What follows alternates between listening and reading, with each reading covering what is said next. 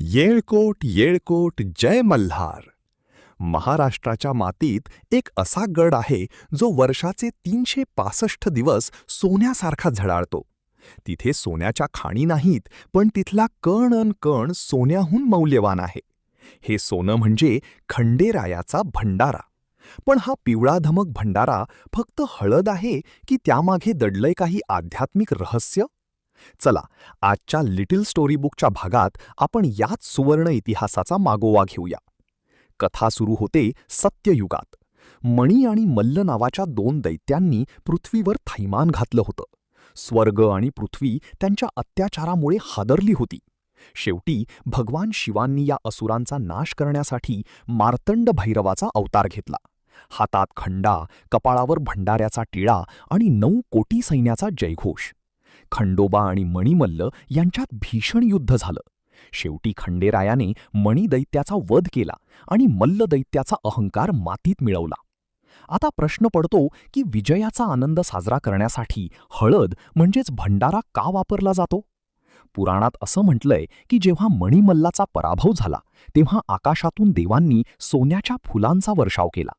ती फुलं जमिनीवर पडताच त्याचं रूपांतर पिवळ्या हळदीत झालं. म्हणून जेजुरीत हळद उधळणं म्हणजे अधर्मावर धर्माच्या विजयाचा सोहळा साजरा करणं होय. खंडोबा हे मार्तंड आहेत, म्हणजेच प्रत्यक्ष सूर्याचे रूप. सूर्याचा रंग पिवळा आणि तेजस्वी असतो. हळद हे त्याच सूर्याच्या ऊर्जेचं आणि मांगल्याचं प्रतीक मानलं जातं. हळद ही नैसर्गिकरित्या शुद्ध आणि जंतुनाशक आहे. जुन्या काळी लाखो लोक गडावर एकत्र येत तेव्हा आरोग्य राखण्यासाठी आणि त्वचाविकार दूर ठेवण्यासाठी हळदीचा वापर केला जाई. महाराष्ट्रात भंडाऱ्याला फक्त हळद म्हणत नाहीत, तर त्याला देवाचा खजिना मानतात. जेव्हा भक्त एकमेकांवर भंडारा उधळतात तेव्हा त्यांच्यातील मीपणा किंवा अहंकार गळून पडतो आणि सगळे खंडेरायाचा रंग घेऊन एकरूप होतात.